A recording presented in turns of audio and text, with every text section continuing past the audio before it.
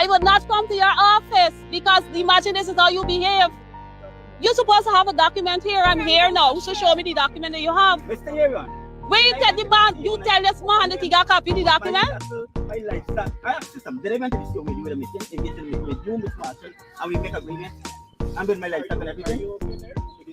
Actually, I'm taxing you. The gentleman is engaging you. And engage with me. No, but what is the outcome of that? Yes. I'm having the two of you here. You said one thing, he's saying something else. I'm listening now. On June. So you're saying that he has a document? And review the documents that it does not mark draft.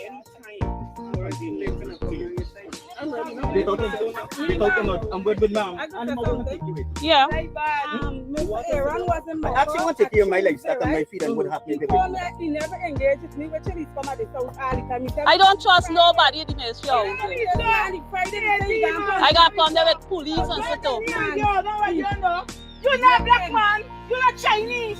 You're not black man. This is what we're dealing with. So he's telling us. Imagine the housing officials telling us that there's a document at the Ministry of Housing. Lord help us. And Mr. Mark should have a document. Mr. Mark is right here saying that he don't have a document, but yet still, they're coming for break this my guy no is time. saying. They have no notification with no document stating that they're coming to break my no. All the time, one time, two times, you engage with me and stated they're giving me an wait. No.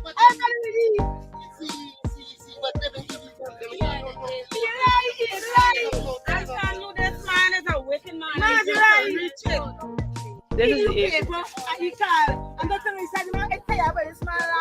I see someone commenting that we roll out the red carpet. These people had nothing to do with Ali's visit. That is a whole different story altogether. So let me let y'all know that up front. Nothing to do with Ali's visit to the community. So this is what is happening. So he came with one set of people, and this is what is happening. And this is what I want local people to understand what we are dealing with. Watch. I'm so special. My pictures are being taken. They know for the promise they're giving me land. All the phone calls, they're calling everybody. Watch.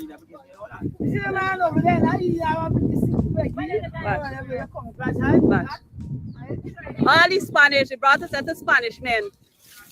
We call on the Venezuelan embassy and the Cuban embassy and wherever you have to get your nationals and get them out of the place. They should not be here to make Guyanese uncomfortable. That's ignorance. Ministry of Housing paying non-nationals. You imagine how this country is beautiful. Ministry of Housing paying non-nationals to break the homes of Guyanese.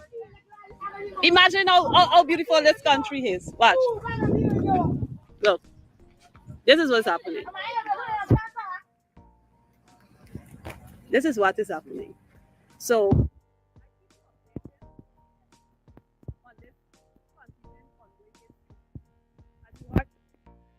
the Ministry of Housing to review documents, but knowing my experience dealing with Ministry of Housing, I am not mindful of going there to review anything because I know that I cannot trust them. Mr. Aaron sat in this vehicle and his staff, and they're taking out my pictures and all of that, and I'm here standing. So like I said, anything should happen to me, y'all know Aaron and the crew take out the picture. I let y'all know early. I let the world know. Anything happen to Flu Best, MP Flu Best, know that these people take out my picture today. Note, the staff that come. Imagine you paying non-national Guyanese taxpayers' money to break homes.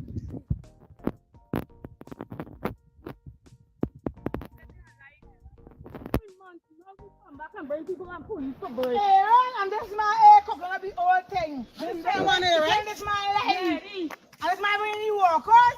And this my the kind of police.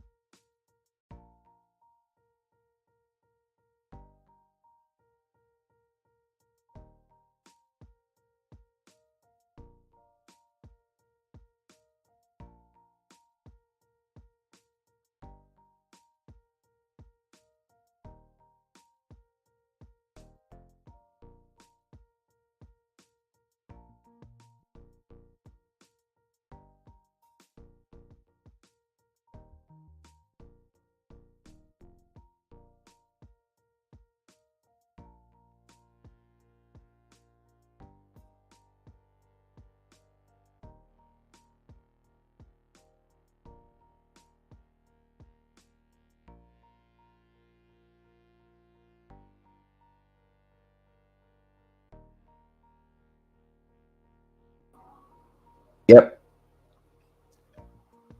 That was Nima Flubes there, guys, and we lost some of the audio.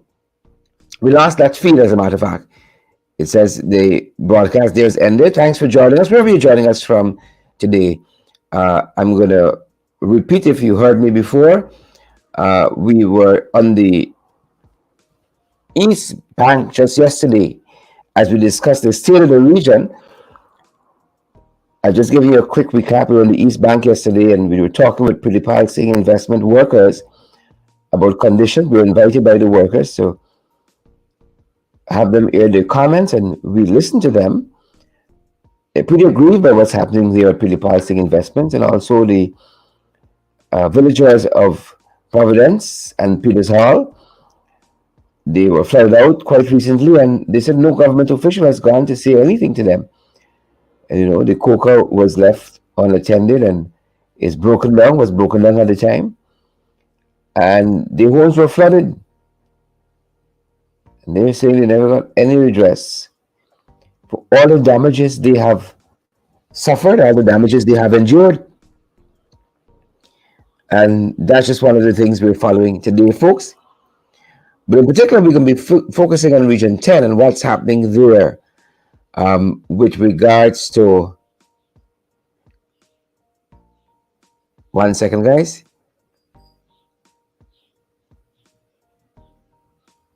Apologies. Yeah, we're going to be focusing on Region 10 and what's happening there with the Linden Utility Cooperative Society that manages the power supply in Linden. We're going to be talking about what's happening with them. So many things happening across this country, folks. We wish it were different, but it is what it is, and we just got to work with it. We wish things were different, but it is what it is, good people. Thanks for joining us, Cherry Jeffrey. I see you there, and Marlon and Nicola Daniels, Clyde McPherson, Marlon Thomas. I see Leslyn Charles is here with us as well. Beatrice Selby too. Paul Prasad, not to be left out. I see Ingrid King and Ayabu Natasha Congress is here with us. Daphne Aaron is here too. Good to have each and every one of you folks. Each and every one of you. As I said, just yesterday, Weird Concerns Linden, Weird Concerns Region 10, the staff there, folks, the staff, believe it or not, the staff just walked out of the Linden Utility Cooperative Society. They say they're fed up of the way the IMC has been operating. They say they are fed up of that. And we should have MP German Fugir dropping by, and that's one of the issues we're going to be circling back to, guys. But I want to update you on a couple of things as we begin today. And do let us know if you're hearing us loud and clear. Robert London, Mark Garnett, Candy Linderjeet. Good to have Coribitan Skell in the house, and Robert London. Beryl Crawford is here with us too. Guys, we're so happy that you guys are joining us. We have a couple of minutes and we're going to talk about a couple of things. And so good to have Mr. Hardy Rajkumar here and Lysis Mingo Byrne and all the other folks who are joining us today. It's a privilege having you wonderful, beautiful folks with us today. It's our privilege. I see Bantu King is here as well. Patricia Kisun, Cecile Ogle is here too. And Patricia says, a technician, Patricia Kisun, is on the job today. She says, loud and clear where the audio is concerned. We're so privileged. Thanks so much, Patricia and Audrey Ward. I see Irma Holder says, loud and clear. Thanks to you good folks. All the technicians who are on duty today. Thank you guys. We're so privileged to have you guys here. We are happy to have you folks here as well. We're just off of 12:30. We're just approaching that. And so our time is limited. Guys, I would have you know that we covered yesterday morning that gruesome scene there in Ange Grove, where that, don't even know how to describe it. So sad were the scenes there. As a father turned on a son and his mother, and folks dealt the son a lot of chops. I know what was even more gruesome. The son was sleeping at the time. Some of the reports that we're getting suggest the son at the time of that attack was sleeping. Which raises the issue. We still don't have a motive. We still do not have a motive as to what transpired that led to that gruesome scene there. And we don't know what led Leon Bob, the father, to murder Sion Scott in his sleep. And we made to understand now from the reporting we're getting that Leon Bob is deceased now. He left the scene there critically wounded and was taken to hospital, those of you who were following. And Sharon Scott is critically wounded at hospital as well, but is said to be in a stable condition. So Sion Scott was sleeping at the time. We don't need to understand. Sion Scott was sleeping at the time. And not only that, to add to the gruesome scenes in Anns Grove, Middle Walk, Anns Grove yesterday, we are being told, folks, that Leon Bob, the father, in addition to chopping Sharon Scott, threw gasoline on her and lit her afire. And then trying to commit suicide, he ingested a poisonous substance and also lit himself afire with gasoline.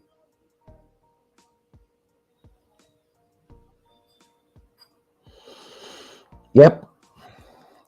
That's the information that we have.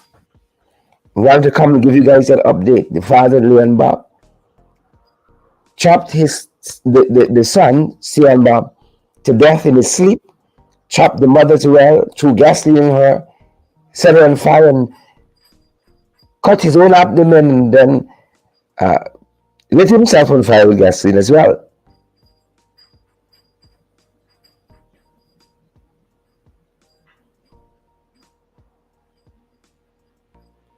Yep. Very, very sad, folks. Very, very, very sad what's transpired there. And I just can't make sense of it. Just can't. Jackie Baird, Brenda Braffett, just can't make sense of it. Just can't make any sense of it. For those of you who now becoming familiar to the story, we will give you some of the footage we have on file from yesterday. We just can't make any sense of it. Just can't make any sense of it at all. And here are the paramedics bringing out Mr. Bob, wounded, critically, self-inflicted. And now we're learning that Mr. Bob is deceased. Leon Bob, we hear now that he's deceased.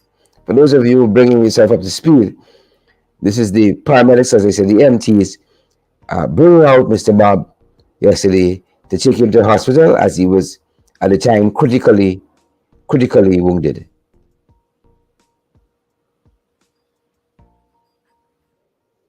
We're gonna try to stay out of their way.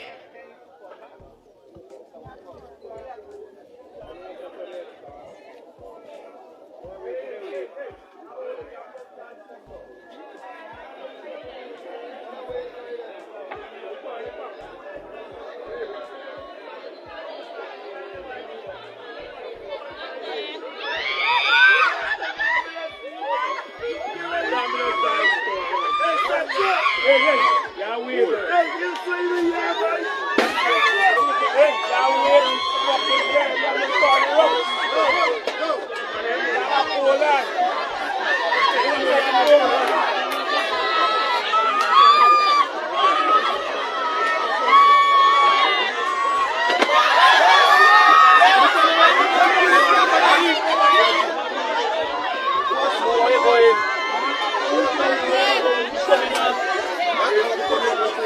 Pull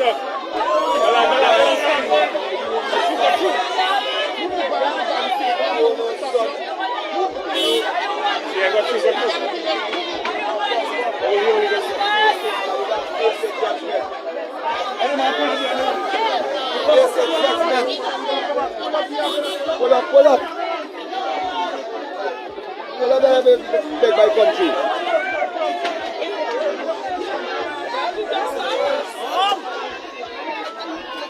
What? I don't mind what I'm saying for it.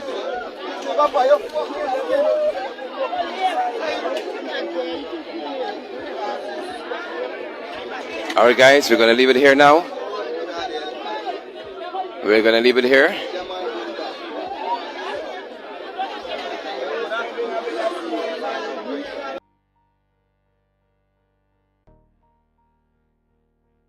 We live in such a country. We live in such a country. And again, some of the scenes from yesterday in Middlewalk and Grove, I'm still trying to come to grips with why Leon Bob, what was the motive behind Leon Bob chopping his son to death in his sleep. You know, the report says here that an early morning rampage, in Grove, right? An Grove, East Coast Demar farmer chopped his sleeping son to death before launching an attack on his common-law wife, who he wounded and burned before ending his own life. Bob was 57 years old. Ceylon Scott was 21 years old. And Sharon Scott is 53 years old. And again, Sharon Scott is listed as still warded, but in a stable condition. But folks, I wish to turn your attention to some of the events that have been taking place at Linden. So sad. Thoughts and prayers with our family in Linden Grove. But we wish to turn your attention to what's been happening at Linden and this penchant, this proclivity, this disposition of the PPP to install IMCs. Well, one was installed, folks. One was installed at the Linden Utility Cooperative Society. And everything isn't going to plan. The workers yesterday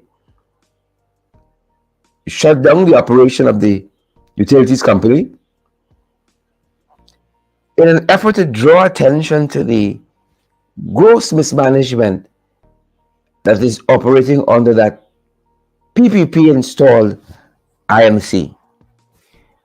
Our very own Member of Parliament, German Fugir, was on hand and spoke with some of those aggrieved workers of the Linden Cooperative Society, Linden Utility Cooperative Society. Spoke with some of the persons there. I'll take a listen, folks, and then we come back.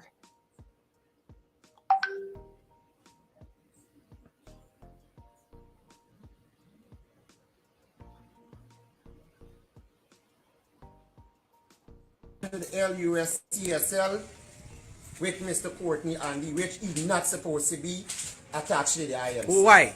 Because he's a part of the board. Where they removed the whole board. Why did they remove the board? Because of corruption, he said. Oh, he said that? He said that. Okay. He said because of corruption, and he moved the whole, and he was a part of the board since 1990 somebody. When I come here as a little boy with uproar with Mr. Baino, Philip Baino. And he's still on the board. Still confusing the board and confusing the members them of LUSCSL.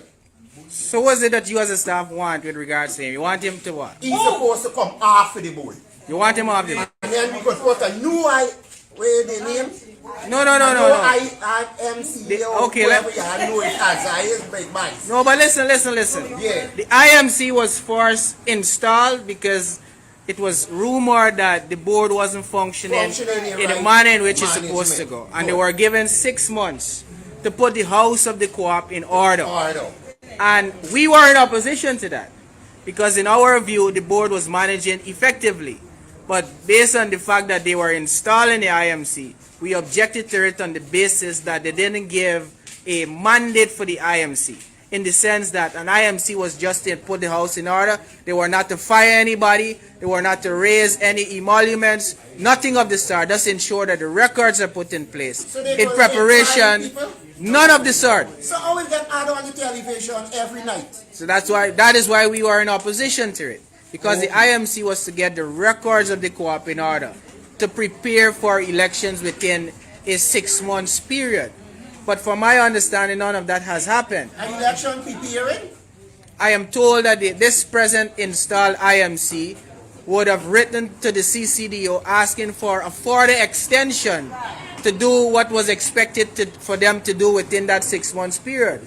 I was also informed, and you can verify or not, that this interim body raised their emoluments from $15,000 to $40,000. They raised their telephone allowance from $2,000 to $5,000 within that time frame, and demoted a number of staff. Yes. Is that so? Yes.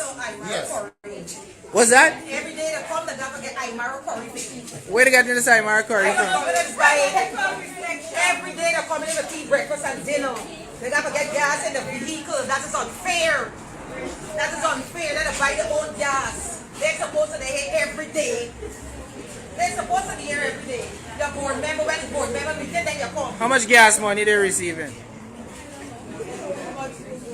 Because most of these people living on Wisma, $100 cap. And a lot of them who's claiming gas ain't got no vehicle. Aymara curry is the over. Who's Aymara Curry? Zar? Yes, Mr. Corley. Hey, my good friend, I remember I was in a meeting with Mr. Zar Caesar, Mr. Courtney Andy, and we are known as Teacher Wonder. And start to stamp on the desk and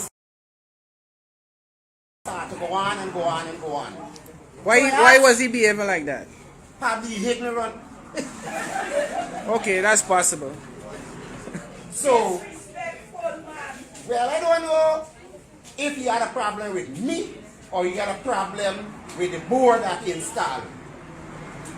But when I see he started to knock on the desk, I have to ask you, why you knocking on this desk like this, isn't that? And your child is speaking to? Yes. We workers. He get vexed and he asked Mr. Courtney Andy where this coming from. Mr. Courtney Andy said, we here to break and change the policy of the society. I have the rule book. Shanta, bring the rule book. He called for the young lady, she go get up and go and bring the rule book. And he show we what he installed to do. So he could break the rules, and he could mend the rule, and he could set the rules.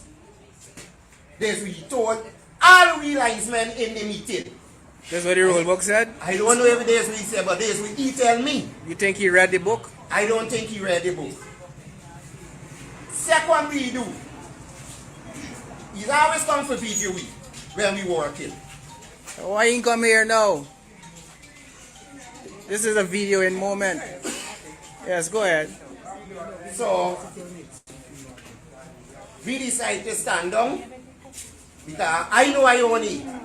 Because I'm a member, I pay my light bill, calling Melville name, and from the time you remember, from 1997 to now, you remember. Yes. And also I'm a worker. So I know everything that's taking place in this organization. What was it that you want happen for the co-op? You get a new election. Yes. First man I want happen. We go and call a AGM meeting, and then we have an election. Yes. And that's a very fair position. So if we had an election, we put in who we want, we take out who we don't want. Because they've been owned by Mr. Courtney and he that threatening all staff. We even do and we not gonna do. And we have a lot of conflict of interest here. What's the conflict of interest? His wife works here. She does nothing. Every day she come to work, she walks around and she own and play dictatorship. What is our position?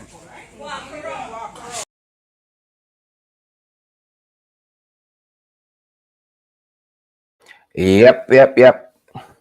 That is some of what is happening at Linden. That's what some of what's happening at Linden in particular, folks. Because the PPP has a penchant for IMCs. They love IMCs. Love IMCs. That's their lines. IMC. They love them some IMCs. Right? And you know, it's the labor union. Right? And the labor officer who has been at the hands of installing these IMCs. There was one that was installed in the West Demawara Market Cooperative Societies Region 3. Right? And then there is an IMC in the Amalgamated Transport and General Cooperative Credit Union. There's one now in the Ghana Public Service Credit Union. The Ghana Public Service Cooperative Credit Union. And now the Linden Utilities Cooperative Society. These folks like IMCs, interim management committees. That's the lines. So they can come in to the management and directorship of the cooperatives because it is areas that electorally favor the AFC. So you knock out the leadership that would be elected representing that constituency, and you put in whoever you want to put in.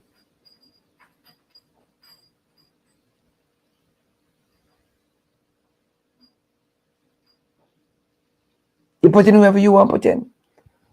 And that is what they have been doing. That is what they've been doing. You got one at Linden, the Linden Utility Cooperative Society, the IMC that the workers decided they had enough yesterday. You got the West Demar Market Cooperative Society. You got the Amalgamated Transport and General Cooperative Union Limited. They're now an IMC, the managed by an IMC. And then you got the Guyana Cooperative Credit Union.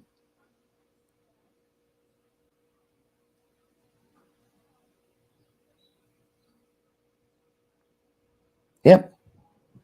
And that's what's happening on that front, folks. That is what is happening on that front. Every day, it gets a little worse. Every day, it's getting a little worse. Every day. Every day is getting a little worse. And we may have MP Gavin Fugir dropping by himself to walk us through some of what has been happening.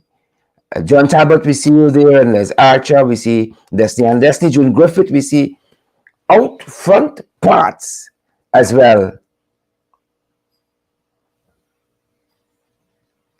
We see out front parts as well.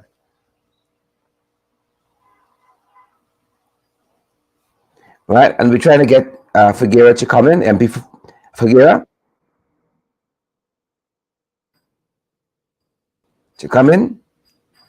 And as soon as he does, folks, we get from him, because he's on the ground there, exactly what is happening.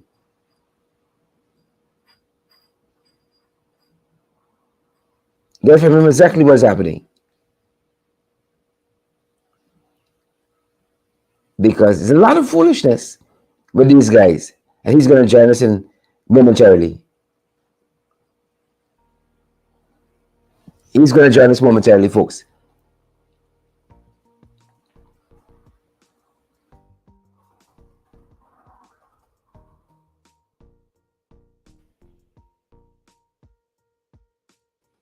Bear with us.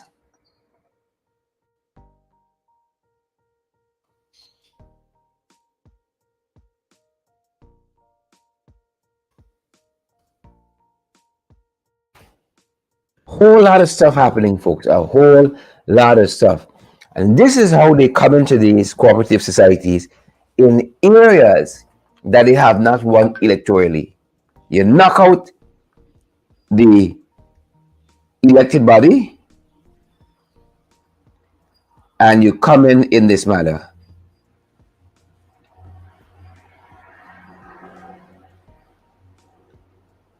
Right? You knock it out and you're coming back in this manner. Which is very unfortunate. Very, very unfortunate.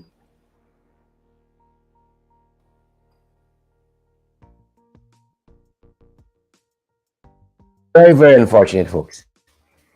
And we're still trying to get, we're getting some technical challenges, so we're holding for MP Fugir. And we'll finish here, you know. We know for a fact they're eyeing quite a few other places. They have their eyes on quite a few other places to install these IMCs, these interim management committees rather, so that they can have their way. And then what happens here at Linden now becomes the norm. Right? There's squandermania. They're spending all the people's money, doing whatever they feel like, not going to in accordance to any mandate or anything like that. Right? That's what's happening. That's what we're seeing. And so it is very important that the folks of Linden are speaking up and speaking out against this kind of foolishness. It's very, very instructive, because it's not right what the IMCs want to do. You come and you supplant a duly elected body. Precisely what happened here in Georgetown with the Public Service Cooperative Credit Union. Precisely what happened. And then they come and they say, we care. They come and they say, we care. But they don't care. They don't care. They don't give a damn. They don't care. And that is why the folks at Linden are speaking out. Because just in case them boys in here and they don't know what's happening, you got to tell them loud. You heard the folks articulate. These folks are not supposed to be here every day, but they're here every day. You got to buy them lunch every day. You got to give them gas every day.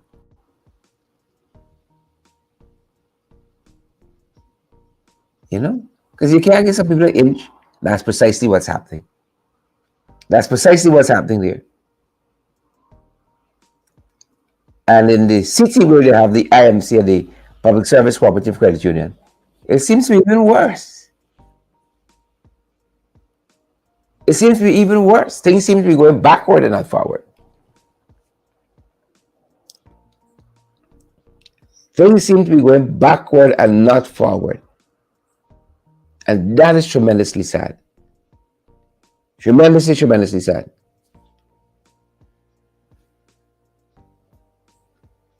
Yep. And we do have MP Fugir with us.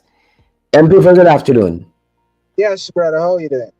I am good. Thanks for joining us on such short notice. Yes. I know events are fast moving on the ground. We did show our viewers some of what took place yesterday. You were at the forefront, asking the folks there, the workers, you know, what were their concerns, doing the work of a parliamentarian, doing the work of an activist. MP Fugir, talk to us about this situation. We've been talking to our listeners about you know, this penchant and proclivity the PP got for IMCs. Talk to us about the Linden situation and what's happening there. So thank you for the opportunity, Sherrod. Definitely. You must have a background understanding with regards to where we are as a result of the actions of the CCDO. Matter of fact, she would have, when she would have taken office less than 2 months, installed an IMC in the Wisma Co-op, LUSCL, not giving the board members, based on the rules, an opportunity to show just cause why they should not have an interim body put in place. And this is Nevertheless, the just for our listeners' benefits. The CCDO is the Chief Cooperative Development Officer, Debbie Prasad. This is the person to who we're referring. Good. yes, the CMC CDO, I must add, who also tried to put an IMC with the Public Service Credit Union, of which the Chief Correct. Justice ruled that she cannot do that. Correct. And she of herself recently joined the Public Service Credit Union. Less than three months ago, I was told. So I don't know what is her motive behind all of those efforts. And she joined the very said credit union that she tried to install an IMC. But with regards to Linden in particular, to never allow the board to an opportunity to provide all it is that she was requiring as the chief co-op officer, of which the regulation 16 of the Co-op Act speaks to, which means that no form of natural justice was provided. Nevertheless, she installed an IMC, of which we were in opposition to. We were inquiring what is the terms of reference for this IMC, because an IMC is only responsible for doing certain things. I tried to ask one of the member of the IMC, who seldomly goes to meeting, Mr. Greaves, what is their mandate? What was their terms of reference that they were put in place to cater for within that 6 months period? 6 months, which will come to an end on the 4th of October. Several staffs would have indicated to me that they would have written to the CCDO asking for an extension because they had done nothing with regards to what their interim status would have required them to do, which was to get the books in order, the accounts in order, which was to get the membership in order. And within 6 months, they could not have done such a minute task. But what they would have done, interestingly, they would have raised their emoluments from $15,000 to $40,000 a month. They would have raised their telephone allowance from $2,000 to $5,000. Every time they come, they're requesting fuel allowance and fancy meals. They eat But plenty. they're not doing the work.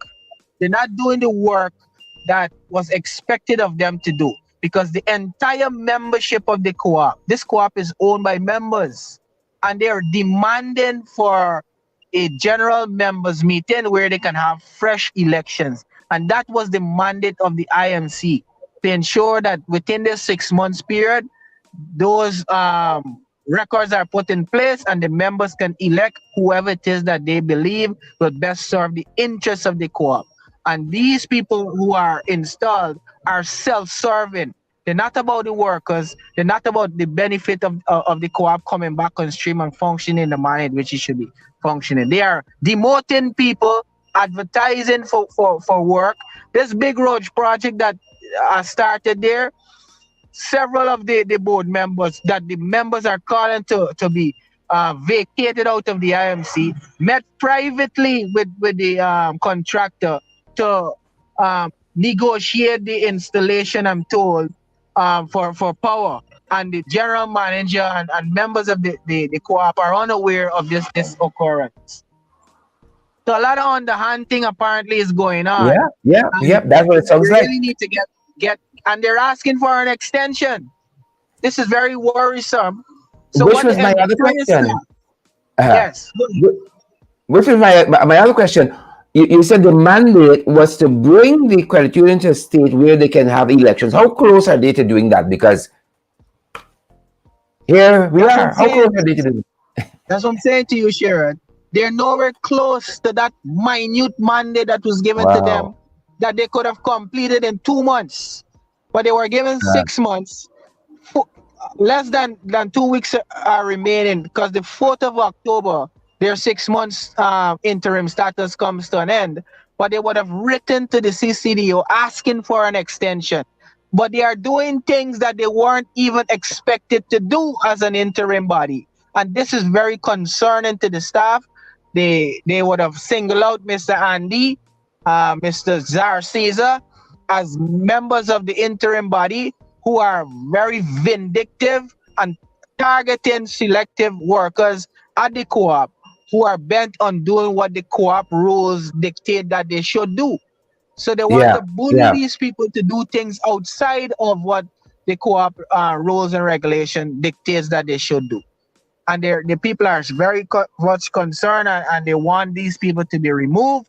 And as a result of such, they would have locked the entire facility down. I'm talking about senior staff, junior staff, the entire staff complement is in unison with this position that the IMC must be replaced, and they want it to be replaced by fresh elections. That is what they want, and they want this guy, Mr. Andy and Mr. Caesar, to be removed immediately off of the Wow. IMC because they're Sounds like making an, the working environment very toxic because they want to do the management work of what but the that, staff of the co-op supposed to be yeah, doing. yeah, that is what I'm coming to next, because we were made to understand that, as members of the IMC have the status of, I would say, like directors of a company, but they seem to be there every day and not only coming to when, they have meetings and that kind of stuff. They seem to be permanent staff there based on the Yes, request that we heard to. Some of the yes, requests that they have. that is what the staff is saying. They are there every single day, intimidating workers. And I hear you with they're supposed to have the status of a board, but the board is elected by the members. And that is why they have an interim status with a particular mandate, which is to get the records, the financial records of the co-op in order and the membership in order so that Yeah, elections could have happened within this 6 months period. But they are going beyond that and operating as if they are elected by the members of the co-op, and they have not been elected.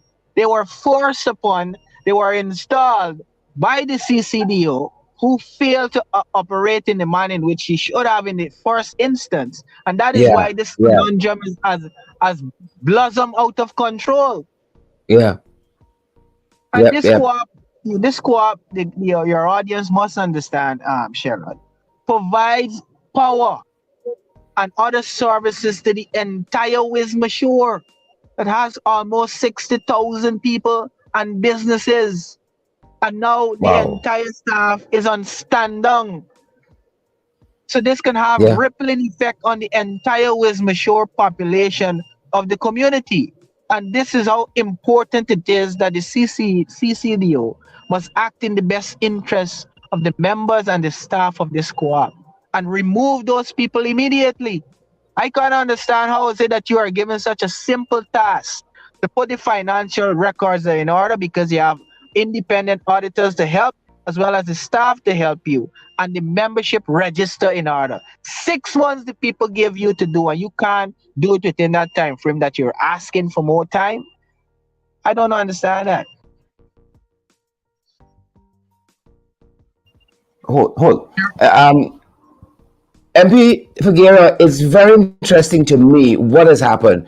Do you get the sense that this is a board, this is a IMC that has gone rogue, or this is the PPP operating at full capacity through these agents?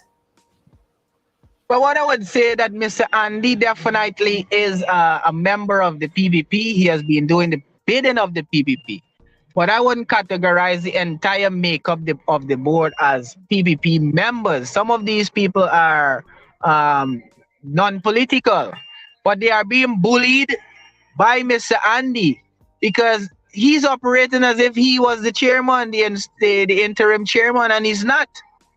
And they talk, one of the member, Mr. Grave, was saying yesterday when he was chased by the staff because they didn't want to hear anything that he was saying, is that the reason why he was kept was because he had institutional knowledge.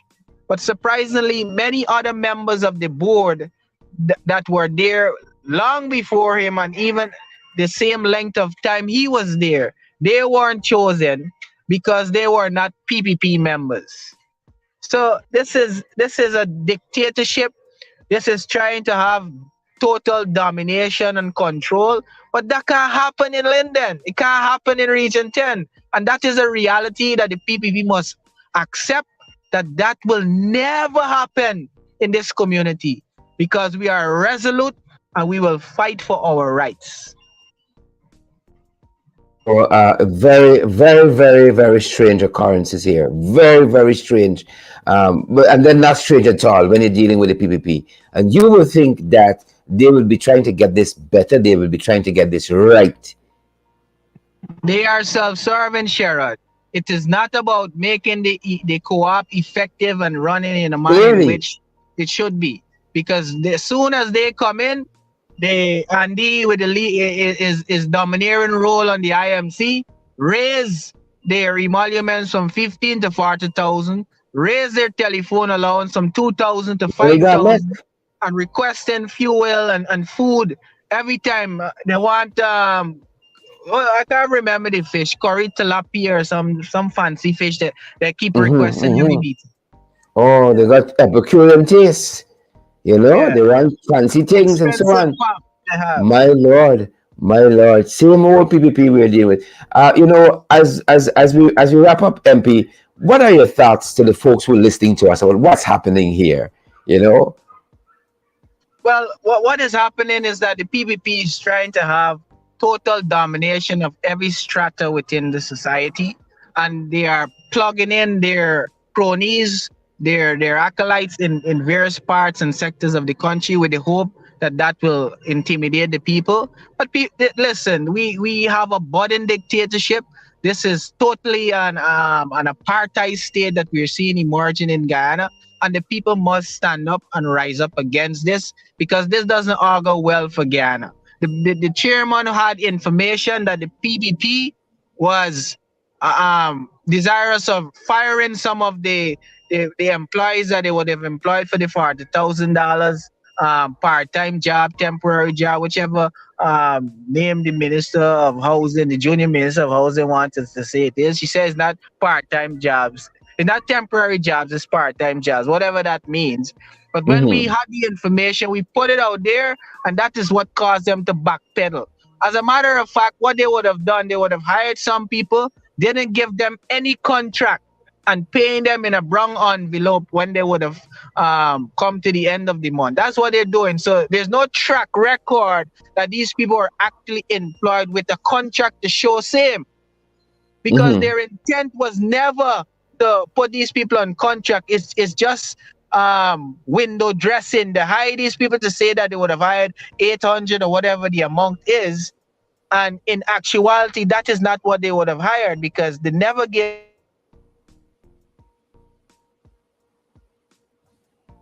I think we lost some of the audio from MP. Fugir, we're going to hold for him so he can wrap up. But lots happening there, folks. Hi, Maro Curry. They want Hi, Maro Curry. See somebody made that comment. Y'all following very, very closely. Hi, Maro Curry. They said they were paid in a brown envelope, with a brown envelope. Yep. A lot of foolishness, MP Fugir. A lot of foolishness we have to correct. And I'm hoping better sense prevail, and they don't end up before the High Court, embarrass themselves again. And the LC, let me get her designation right. The CCDO, the Chief Cooperative Development Officer. You know, my parting word, Sherrod, I wish that good sense would prevail. The CCDO would do the right thing, ensure that general elections for the co-op happens within this year, and more so within the month of October, so that the membership of the co-op can elect whoever it is that they want to serve their interests, and not the interests of the PPP. Andy must go, just like Rudy Small. Yeah, the Haimara Curry crew. Thanks very much, MP Fugir. Thanks very much. All right. Folks, we're going to leave it there. We are going to leave it there. We want to thank you guys for joining us. We are just over 1 o'clock. We're going to leave it there. Thanks for joining us from at home here in Guyana. We're broadcasting from the national capital city of Georgetown. Those of you who are in the diaspora, thanks for joining us. We're going to be back this evening to find it out on some other issues. Thanks for joining us, folks. Pace and power. Please, guys, remember. We invite you to share the live, smash that emoji button. Don't go out here looking thin. And remember to partner with us as well. We're available via Cash App and Zelle and PayPal, MMG, MoneyGram, and Western Union, guys, so we can do what we got to do out here to keep our programs moving on. Thanks for joining us. First, we're going to see you back at 8 CSA, and have a great lunch if you haven't have done so already. Have a great lunch, guys. Thanks for joining us. Pace and power, that's our time. Stay safe.